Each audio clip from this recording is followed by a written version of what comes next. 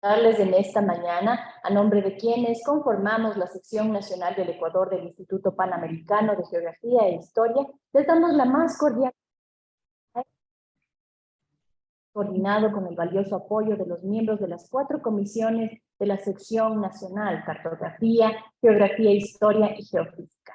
Para iniciar este espacio de discusión, queremos recordarle al público que este y todos los webinars son gratuitos. Sin embargo, si desean recibir un certificado digital por su asistencia al evento, este tiene un costo de $5. Para el efecto, las instrucciones las dejaremos en el chat.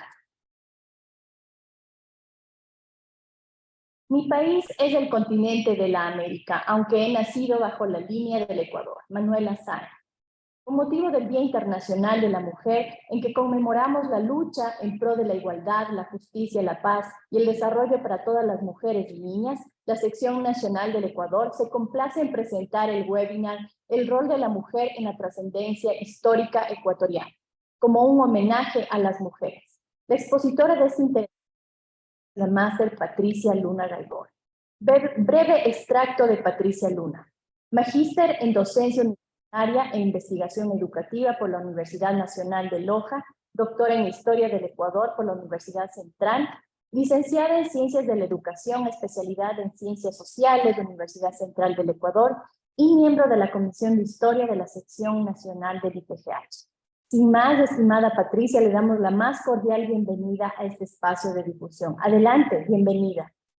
Muy amable, Majito. Muchísimas gracias a todas las personas que nos están acompañando. Muchas gracias a mis ex alumnos y algunos ya colegas que también les veo que están participando en este webinar.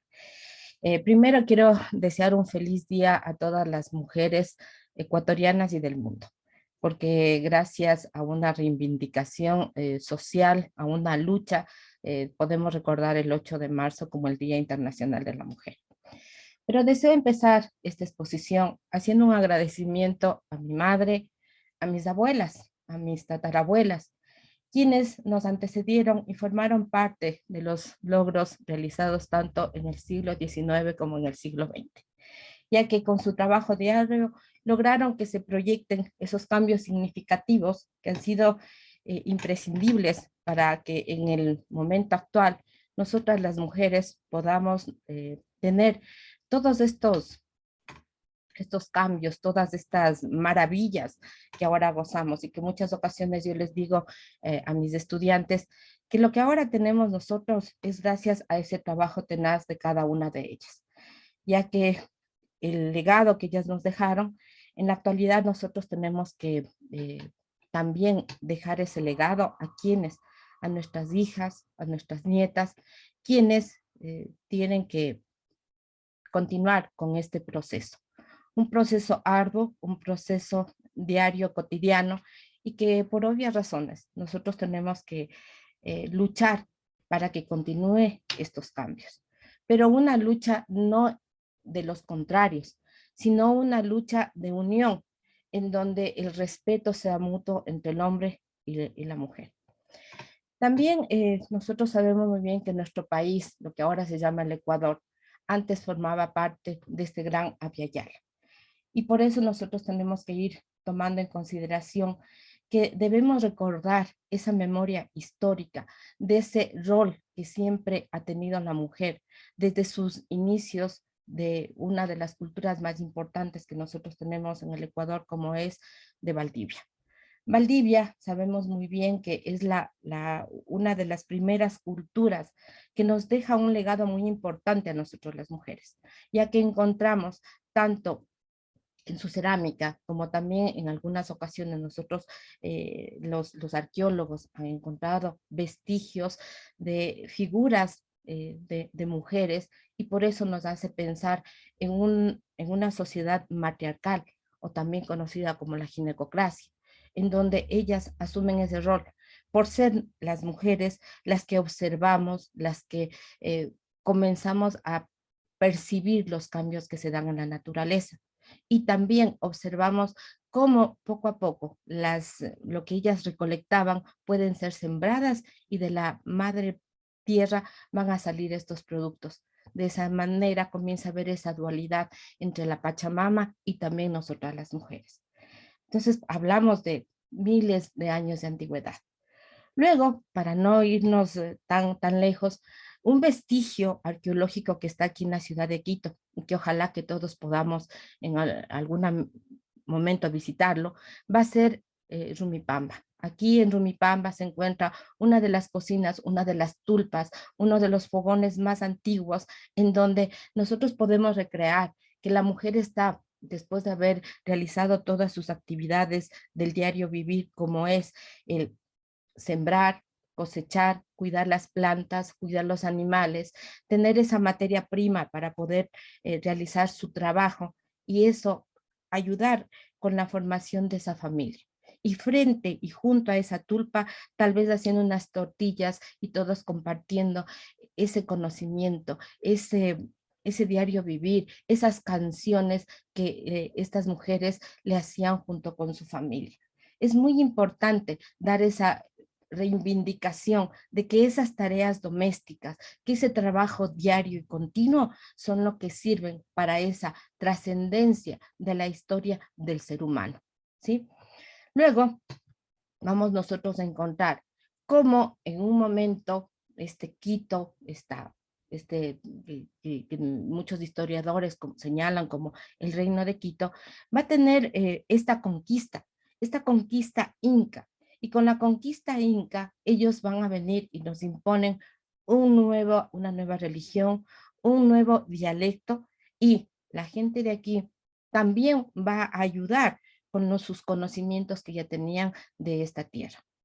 Entonces, vemos que de los señoríos étnicos que encontramos antes de la llegada del Inca, como por ejemplo la presencia de Quilago, y ahora sí ya comienza a mencionar nombres que están enmarcados dentro de la historia de esos cronistas que comenzaron a escribir esos nombres y que quedan registrados en los registros, en las actas. Entonces ya podemos mencionar ahora sí de nombres. Y es por eso que ya menciono a Quilago.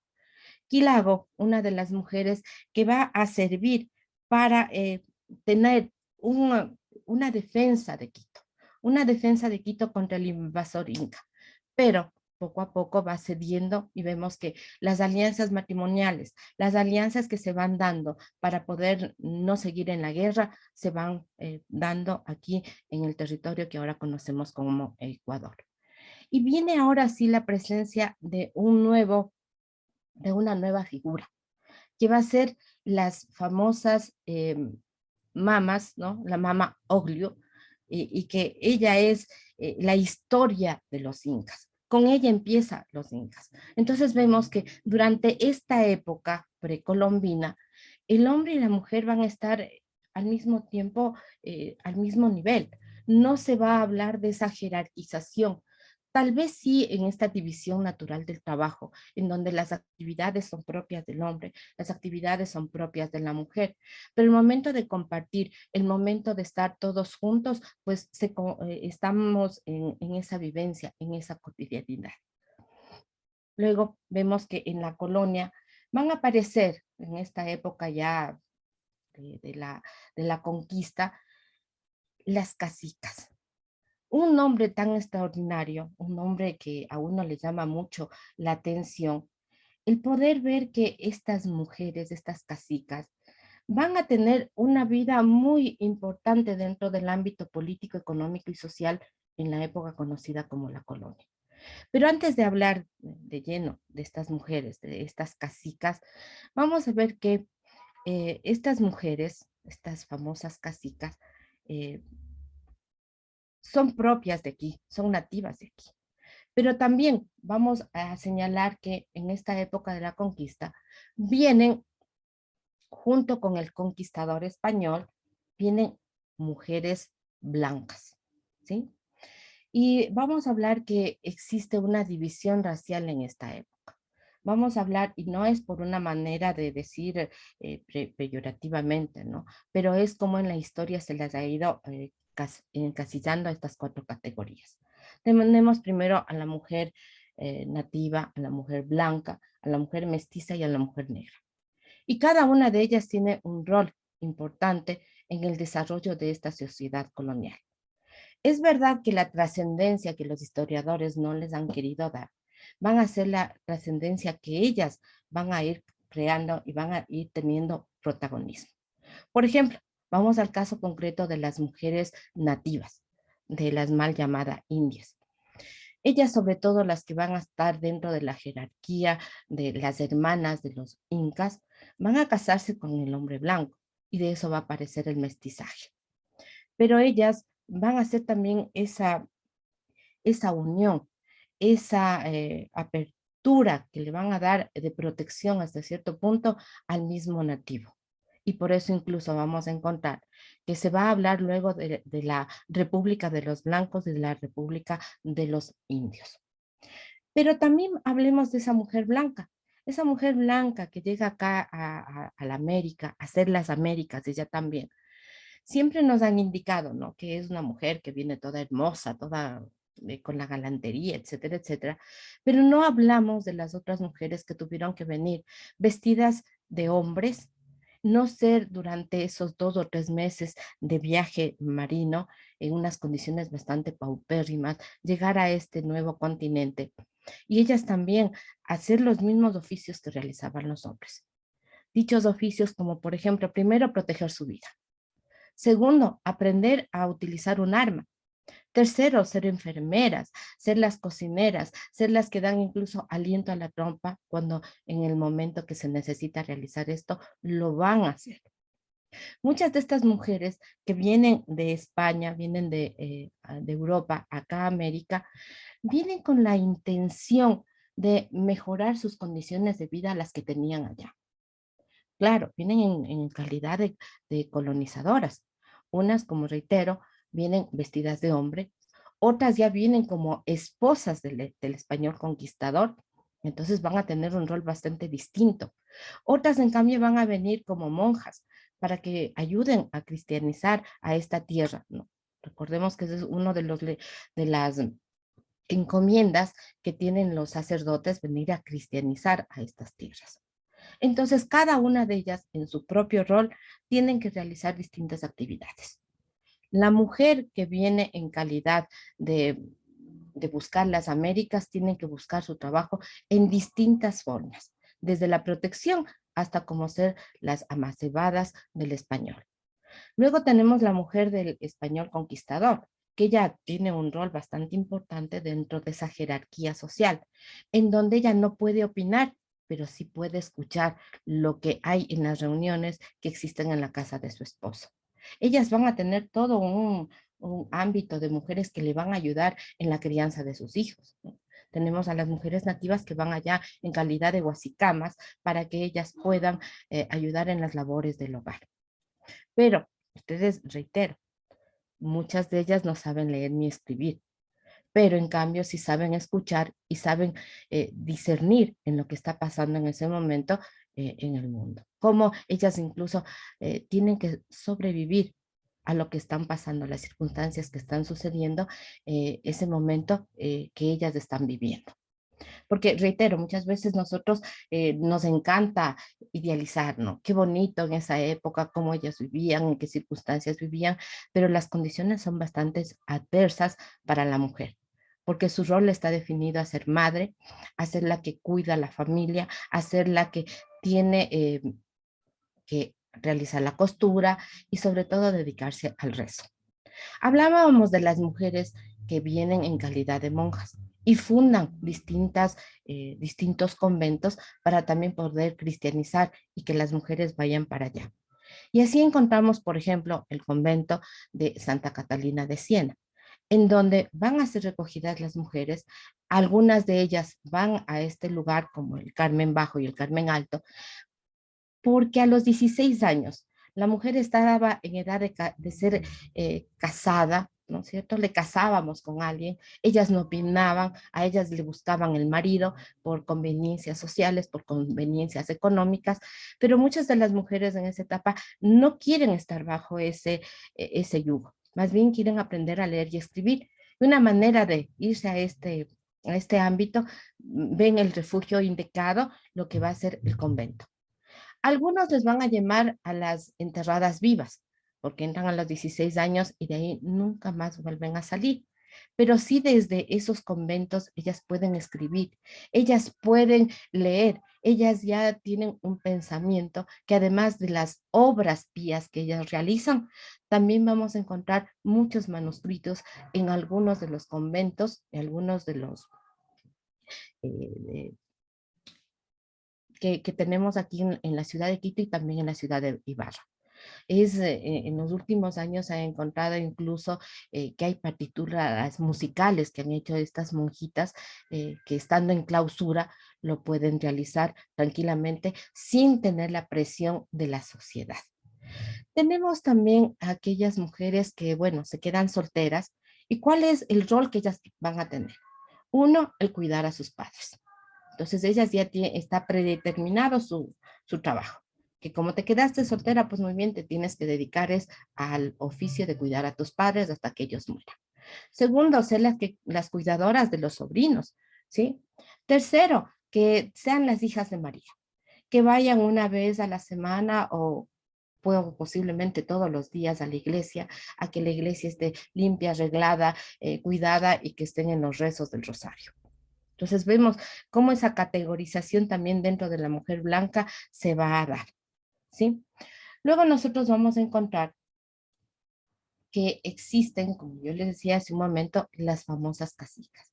Y esta es una investigación realizada por la doctora Paula Daza, en la cual ella señala que este es un proceso que ellas tienen que seguir, las famosas casicas, un proceso que ellas tienen que seguir en dentro de la Real Audiencia de Quito, y que más o menos para el siglo XVIII se encuentran 170 cacicazgos, lideradas por mujeres, ya que en actas elaboradas en notarías, ellas están siendo nombradas legalmente y realizan un sinnúmero de actividades de compra y venta de bienes, así como también redactan testamentos de los bienes que poseen y luego del nombramiento, este puede ser traspasado a sus herederos, que sean indistintamente mujeres u hombres. Este es uno de los trabajos, y esto es, señalo, dice esto, Paula Daza en su investigación que ella realiza. Cabe mencionar que dentro de estas mujeres que nosotros encontramos, de lo que es estas casicas, el trabajo de ellas vemos que es importantísimo en esta República de Indios, pero que van a ser el nexo para la República de Blancos. Y así vamos a encontrar nombres, y como decía, ahora sí empiezan a aparecer nombres como de la famosa María Duchisela, que ella era la cacica de la actual provincia de Chimborazo. Ahí ella va a tener tierras, ella va a estar en el cuidado de todas las poblaciones indígenas que están ahí. Y ella va a ser incluso la que demanda un trato justo en los litigios que van a existir aquí en la Real Audiencia de Quito. Y por eso ella se traslada a vivir en la ciudad de Quito y se conoce que su lugar de asentamiento o de vivienda en Quito va a ser en la calle La Ronda. Entonces ella tranquilamente puede ir a esos litigios, ¿no? También vamos a encontrar que en esos tribunales van a estar, por ejemplo, la señora Isabel Puchunquingue, también María Bendaño Fuentemayor, Georgina Bendaño, Paulina Tituzanta, María Nicolás Aguilar, que todas ellas son cacicas de cerca de Quito, tanto de Alangasí como también de Angamarca, que ellas defienden cuáles son el trato que tiene su gente de cada una de las comunidades, de los cacicazgos a las que ellas están representando. ¿Cuál es la función de ellas? No solamente en el tema del litigio, sino también vamos a ver que ellas son invitadas cuando hay festividades principales en la ciudad de Quito, como por ejemplo, si llega la notificación de que ha nacido el rey, un hijo de los reyes, un príncipe, pues hay los agasajos y ellas tienen que participar. O también cuando se conoce de la muerte del rey de España, igual ella tiene que estar presente. Y no se diga cuando existen las distintas fiestas que van a haber por los distintos cofrades que existe en la ciudad de Quito. Entonces vemos que el papel de ellas no solamente se enmarca en lo político, sino también en lo social. Entonces ellas en esas actividades ven cómo ellas pueden estar ayudando, coadyuvando en el trabajo que ellas van a realizar. Como les decía, el tema de las mujeres blancas, cómo ellas llegan acá, el trabajo tan duro que van a realizar ellas para estar aquí y formar parte de esta sociedad. No solamente como la cara bonita, sino también en las labores, y reitero, las labores domésticas que siempre son vistas desde otro plano.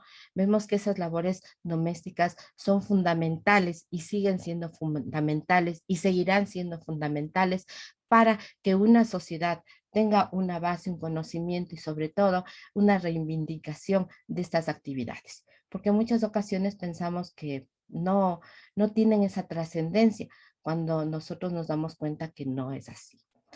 Luego hablemos de la mujer mestiza.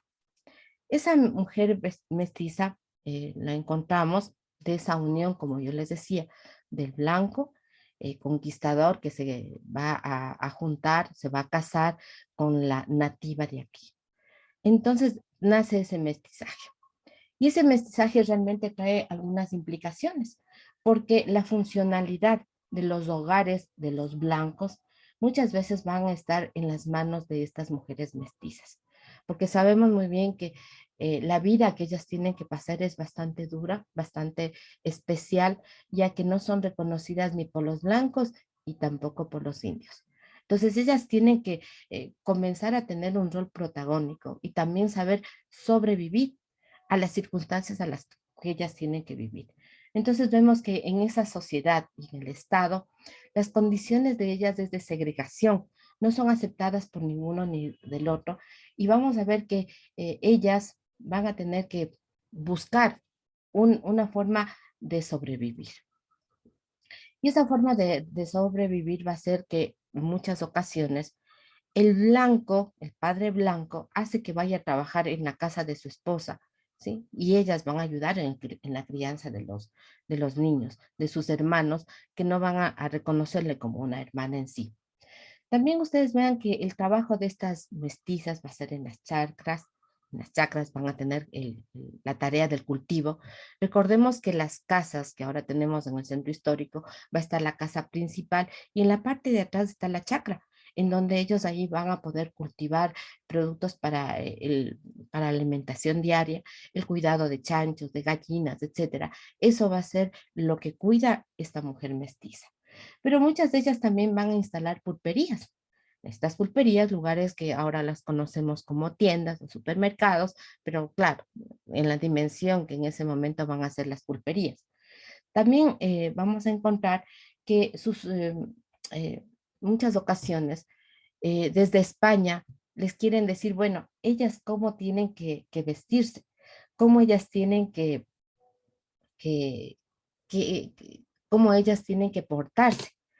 Y para eso les dicen, bueno, ustedes no pueden usar los vestidos de las blancas, de la señora principal.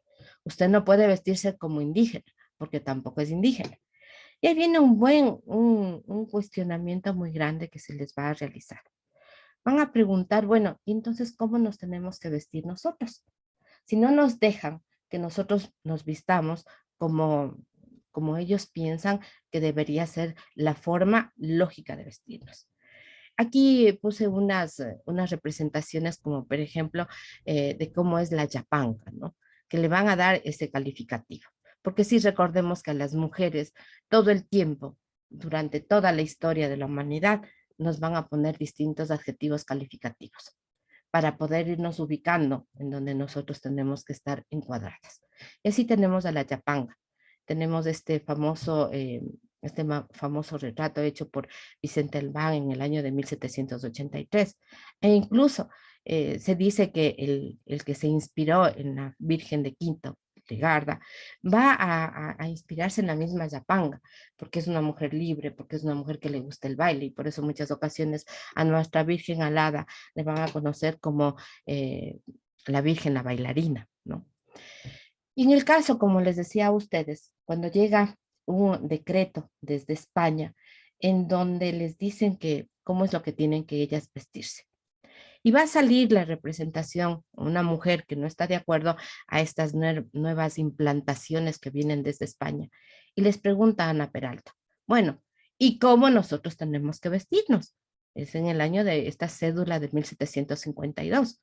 Entonces, ustedes van a ver que se comienza a hablar del primer movimiento de las mujeres mestizas, en donde ellas comienzan ya a tener protagonismo, porque están rechazando a cómo les están diciendo cómo tienen que ellas vestirse. Entonces ahí vemos que esas actividades de rebelión, esas actividades de que dicen ellas, bueno, ¿y nosotros cómo tenemos que vestirnos?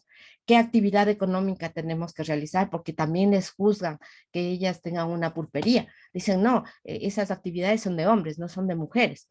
Y parecería que todos se olvidan que la mujer para poder sobrevivir tiene que trabajar y que su trabajo tiene que ser remunerado. No solamente vivir arrimada a la casa de alguien porque ayuda a cuidar, porque ayuda a cocinar, porque ayuda a tejer, a planchar, etcétera, etcétera, sino que tiene que ser remunerada esa actividad. Entonces, vamos a ver que este movimiento no va a quedar como un simple llamado de atención, sino todo lo contrario. Va a ser esa manifestación y que muchas le van a respaldar. Luego vamos a encontrar encasilladas también dentro de estas categorías a las mujeres negras, que no son visibilizadas en la historia, que incluso hace una semana atrás, estando en Chile, yo les preguntaba a los chilenos, ¿por qué las mujeres negras o por qué los negros en Chile no han sido visibilizados dentro de su historia? Y venía la pregunta, ¿y en Ecuador también han sido visibilizadas las mujeres que estuvieron en la época de la colonia? Y ustedes vean que no, no se habla de estas mujeres negras. Y fíjense en que ellas cuando vienen acá, por no ser contribuyentes a la corona, ellas no tienen ningún derecho. Son una mercancía más a la cual la pueden comprar, vender e incluso alquilar, que son los casos que se van a dar aquí. Y recordemos que en muchas ocasiones el alto número de mujeres esclavas que llegan aquí a América llegan es con la intención de ser reproductoras, nada más, las ven de esa manera. Entonces vamos a encontrar a esas negras que son compradas como reproductoras y recordemos que se decía que si la madre es esclava, sus hijos van a seguir siendo esclavos y que recién eso se va a cambiar aquí en el Ecuador, cuando vamos a hablar de la constitución en donde se cambia esta idea, ¿no es cierto? De que Urbina dice, bueno, vamos a dar la libertad de los vientres, que cuando nace un niño nace ya libre, no importa si su madre es negra, esclava, lo que importa, no importa eso, sino que los vientres ya van a ser libres. Entonces estas negras esclavas vienen acá para realizar el tema agrícola, para ser nodrizas, ¿no? Van a ser las que van a dar de amamantar a los hijos de las blancas y van a tener sus hijos, porque reitero, vienen en calidad de reproductoras. Pero ustedes vean que también vamos a encontrar a estas mujeres que también van luego a reclamar sus derechos. Dentro de estos cuadros que yo puse, vamos a tener a la señora principal con su negra esclava, ¿no? Un hermoso cuadro de Vicente Albán, que recordemos que hace estos cuadros para mandar allá a Europa para que el rey vea en las condiciones que vivan aquí los americanos. Entonces vemos a una esclava negra muy bien vestida que está al lado de su ama, pero fíjense en que la una tiene zapatos y la otra no. También, como les decía, como reproductoras para dar placer, porque en muchas ocasiones el dueño de ellas las va a alquilar para las pulperías porque dicen, ellas tienen sangre caliente y dan mucho más placer a los clientes que ellas van a tener. Y no se diga las famosas amas de leche, que sabemos que incluso los reyes utilizaban muchas veces a las negras para que sean las nodrizas de sus hijos. Pero también, como les decía, va a haber esta raíz de libertad y aparece en este momento una mujer, que va a ser Martina Carrillo, quien ella denuncia ante el presidente de la Real Audiencia de Quito en el año de 1778 los maltratos que ellas constantemente sufren Y fíjense en que el presidente dibuja, va a oír lo que está pasando con la mujer negra, qué está pasando con los negros allá en el Chota y obviamente pide al gobernador de esas tierras que le dé un informe de lo que está pasando y van luego a ser sancionados. Y por eso es que se la recuerda a esta mujer, esta Martina Carrillo, que es una de las primeras mujeres que da a conocer estos maltratos y que va a tener oído, por suerte, del presidente de la Real Audiencia de Quito. Luego ustedes ven que ya vamos a empezar la época de la independencia, en donde las mujeres, abro comillas, que nos dice la historiadora Lidia Inés Muñoz, las mujeres recogidas durante el siglo en el asilo de lo ámbito doméstico saldrán al ámbito público o al clandestino a través de tertulias o reuniones para ejercer su rol político. De ahí que en los dos bandos, tanto en el realismo o en el republicanismo, se encontrará actuando a las mujeres como voluntarias, aquellas que eran hermanas de militares de la caridad, que aliviaron la impronta tarea de nuestra independencia, desde sacar agua y víveres, hacer el rancho, vendar a los heridos, hasta cargar los pertrechos y fusiles y espiar de su manera al enemigo. Cuando comenzamos a hablar de esta época de la independencia, vemos que las mujeres continúan con ese rol de amas de casa, pero ya no solamente dentro del hogar, sino que ya muchas de ellas, sobre todo las que van a ser parte del ejército independentista, van a ser las que acompañan a este ejército. No se quedan en sus casas, como lo que va a pasar con las godas, ¿no? O las chapetonas, que son conocidas también con ese nombre, pero que cada una de ellas, en el rol que tiene, en el momento que están, también forman parte importante de los hombres a los cuales van a acompañar. Las unas desde su hogar, cuidando su hogar, incluso se dedican ya a las tareas agrícolas con mayor fuerza porque tienen que entregar esa comida para el ejército de los godos, de los españoles. En cambio, la mujer que va a acompañar al ejército independentista, que van a tener un sinnúmero de nombres, les van a decir las rabonas, les van a decir las famosas guarichas, ellas van a estar en cambio junto al ejército libertario.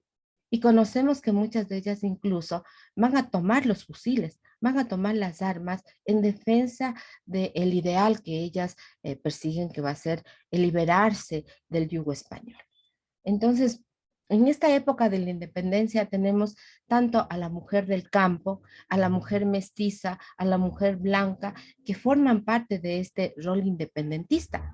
Entonces, que reitero, en los últimos años se ha comenzado ya a sacar la figura de la femenina, que van a ser las que están dentro de, de- del ámbito político, económico, de estas guerras independentistas. En el caso de las mujeres que están a favor de la independencia, escuchamos, ¿no?, los nombres de Manuela Cañizares, conocemos en el caso de aquí, de nosotros, de Quito, cuando empieza este movimiento independentista desde el siglo XVIII y en el siglo XIX, la presencia de Manuela Cañizares, mujer importantísima dentro de toda la historia. Tenemos a Rosa Zárate, que también desde el siglo XVIII y en el siglo XIX están empujando para que se dé esta independencia. Luego ya en el siglo XIX vemos con mayor fuerza la presencia de Manuela Sáenz, de Manuela Espejo, de María Ontaneda, entre otras, que ellas van a empujar a esta independencia. Muchas de ellas, como en el caso de Rosa Zárate, van a ser incluso las que van a firmar el acta de la carta que se va a hacer el 16 de agosto de 1809 en la sala capitular de San Agustín, en donde en esta van a estar, por ejemplo, las firmas de Estefana Campuzano, de Rosa Solano, de Margarita Orozco, de Manuela Solís, María de la Vega, que va a ser la esposa de Juan Salinas, que recordemos que luego, el 10 de agosto de 1810, él va a ser asesinado en el cuartel general de Lima. Entonces, Todas estas mujeres van a estar formando parte del ideario de la independencia, de la libertad. Y muchas de ellas no solamente en el rol de ser las acompañantes, sino también las protagonistas de estos cambios. En el caso mismo de Rosa Zárate, ella reúne a la gente del barrio de San Roque y ella va a ser la que junto con su esposo, el doctor Peña, van a salir en defensa de estos idearios libertarios. Y luego conocemos muy bien que cuando regresa acá el conde Luis de Castilla, los va a perseguir y termina con la decapitación tanto de Rosa Zárate como también de su esposo. Entonces son personas que realmente formaron parte de todo este ideario libertario. Y no digamos aquellas que perdieron a sus familias. Una de ellas tenemos a Manuela de Jesús Garaycoa, que va a ser primero la esposa de Francisco García Calderón, que va a ser asesinado en el año de 1812 y que luego de la unión de los dos van a tener dos hijos que van a formar parte de la historia del Ecuador. El uno, Abdón Calderón, que sabemos muy bien que va a ser herido en la batalla de Pichincha el 24 de mayo de 1822, y luego su esposa, Baltasara Calderón, esposa de Vicente Rocafuerte, que también va a formar parte de la historia ya de la República del Ecuador. Así también nosotros vamos a ver que a lo largo de la historia, los hombres han sido los que han llevado las decisiones, pero muchas de estas decisiones que ellos han tomado ha sido gracias también a lo que las mujeres de una u otra manera les han sabido eh, inculcar. Recordemos que la mujer no tiene voz ni voto, pero sí está dentro de las tertulias. Escuchan lo que está pasando, saben lo que está sucediendo en Europa, que Francia ya ha dado los primeros caminos para la independencia, para ser una república, que Estados Unidos lo hizo también. Entonces, todas estas ideas de formar una república también van a ser conocidas por estas mujeres y ellas lo van luego a servir de inspiración para que sus esposos realicen ese trabajo, de buscar esa independencia, de buscar esa libertad. Entonces tenemos a estas grandes mujeres que no solamente se quedan en el ámbito de aquí, de lo que es ahora el Ecuador. Recordemos que América tiene mujeres muy ilustres, mujeres extraordinarias, que también formaron parte de estas luchas libertarias. Y no nos vamos a olvidar de la famosa Manuela Sáenz, que junto con sus amigas, compañeras, Jonatás y Natán, que son sus esclavas, pero ella siempre las conoció como sus amigas. Y en la Gran Colombia, ella va a ser una de las asesoras del presidente de la Gran Colombia, Simón Bolívar. Y desgraciadamente muchos de los ideales, de los pensamientos que tienen estas mujeres en busca de la libertad, se vieron truncadas y que en la actualidad yo creo que siguen truncadas. Gracias y espero que esta conferencia haya sido de su agrado. Y reitero, lo que han sembrado estas mujeres y lo que en el siglo XX, las manifestaciones de las mujeres hacia un cambio de vida, hacia un porvenir mejor, no lo olvidemos, que fueron muchas mujeres las que nos trazaron el camino y lo que ahora hemos logrado, ese acceso a la educación, ese acceso al protagonismo político, sepamos llevarlo bien y que nuestros ideales y que nuestro convencimiento siga adelante. Muy amables, gracias. Muchas gracias al IPGH por darme esta oportunidad. Muchísimas gracias, estimada Patricia. Es así, nuestro agradecimiento, nuestro reconocimiento a esas mujeres que nos han abierto el camino para que el día de hoy podamos haber cursado la universidad, podemos haber estudiado, ejercer el voto, entre tantas otras actividades que podemos hacer las mujeres en la actualidad. Por ello, estimada Patricia, le agradecemos y felicitamos esta brillante participación en el webinar del día de hoy, que ha sido propuesto a través de la Comisión de Historia en conmemoración del Día Internacional de la Mujer. No cabe duda que a lo largo de la historia han existido y existirán mujeres que defienden causas nobles como la lucha contra la pobreza, la injusticia, entre otras. Queremos invitarle al público a que formule preguntas a través del chat o si desean dejar sus inquietudes, sus comentarios para la expositora también, por favor.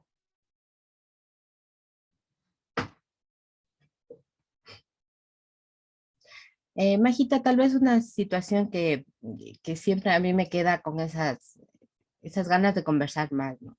El tema de las casicas, porque muchas ocasiones solamente tal vez le pongo en el rol de la política y de que como ellas también estuvieron dentro del ámbito social, pero ellas fueron muy importantes dentro del ámbito político, porque muchas de ellas incluso luego hicieron levantamientos dentro de sus cacicazgos y luego las sancionaron. ¿Y cómo era la manera de sancionarlas? El teniente político del sector o la persona que estaba encargada del sector o incluso de la hacienda, las tomaban y lo primero que hacían era rasurarles del cabello, o sea, dejarles calvas y sin cejas. O sea, siempre nuestro cabello es como nuestro sello de identidad, ¿no? Era lo primero en lo que les atacaban a ellas, además de encarcelarles. Gracias por este interesante aporte. Pienso que es una manera de debilitar, ¿no?, a la mujer si ellos sabían que esta es una debilidad de las mujeres, ¿no? La apariencia física, el cabello, las pestañas, las cejas. Entonces era una manera de debilitar, de alguna manera, silenciar la voz de las mujeres en esa época.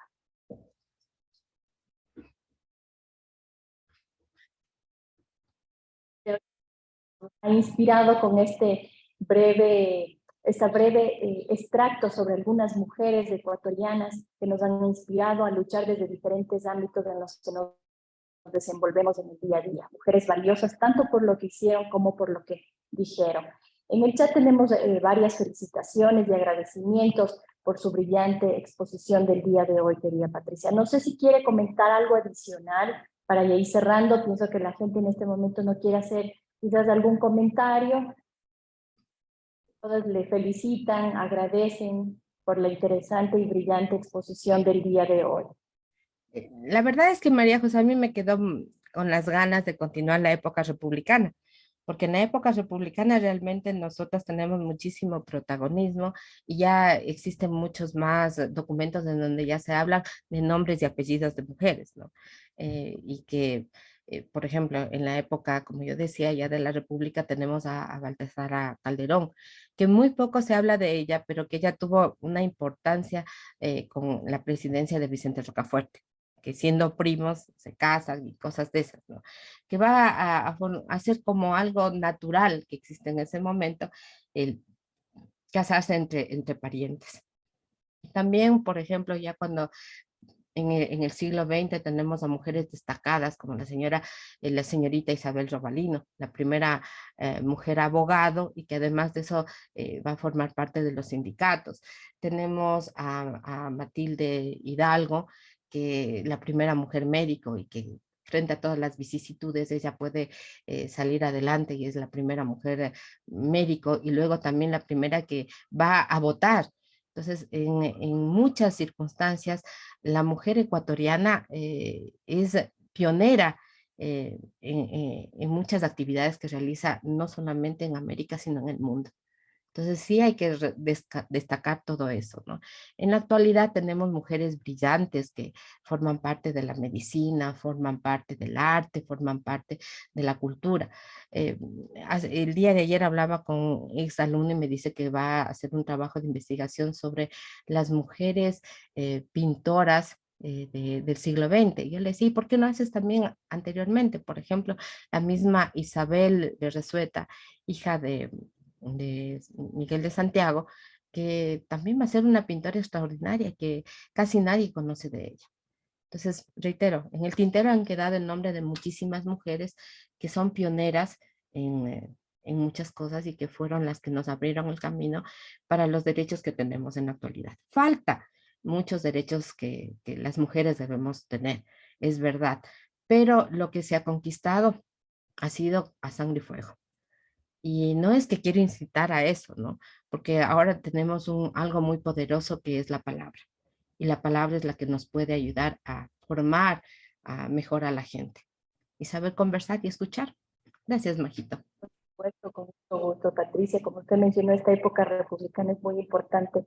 Se van cambiando esta idea del rol, este rol que tiene la mujer como únicamente ama de casa, como mamá, como proveedora de los alimentos, quien prepara los alimentos, quien cuida a los hijos, quien es la esposa. Entonces se van rompiendo estos esquemas y se va cambiando esta idea que tiene la sociedad, que es el rol de la mujer, ¿no? En realidad, el rol de la mujer es muy amplio y puede desenvolverse en cualquier ámbito en el que ella se proponga. Así es. Muchísimas gracias, estimada Patricia. Nuevamente reiteramos la felicitación y el agradecimiento a nombre de quienes conformamos la sección nacional del Ecuador. Nos sumamos a las felicitaciones del público y le agradecemos por esta brillante participación. Aprovecho el espacio para compartir con el público presente que durante la 23 Asamblea General del IPGH, celebrada aquí en Quito, Ecuador, se aprobó la creación del Muro de Autoridades Femeninas del IPGH. Integrado por 12 científicas de América, el muro fue inaugurado el pasado 7 de febrero. Los materiales con el que fue elaborado simbolizan la solidez y el prestigio que cada una de ellas ha heredado al IPGH con su participación. Desde 1990, científicas de América empezaron a ocupar el cargo de presidente o vicepresidenta en alguna de las 4 comisiones del instituto. Sin embargo, desde el 2022 tenemos la primera presidenta del Instituto Panamericano de Geografía e Historia, que es la doctora Patricia Solís. Finalmente, queremos compartir con ustedes la noticia también que en la Galería de Geógrafos e Historiadores que tiene el IPGH, en la sede de la Secretaría General del IPGH en México, se encuentran incorporados los retratos de la doctora Piedra Piñerera y Marta Ordóñez, 2 científicas ecuatorianas de trayectoria destacada, y en este momento me voy a permitir compartirles justamente una diapositiva donde vamos a observar los retratos de estas 2 científicas y junto a ellos posa nuestra presidenta del instituto, la primera presidenta del Instituto Panamericano de Geografía e Historia.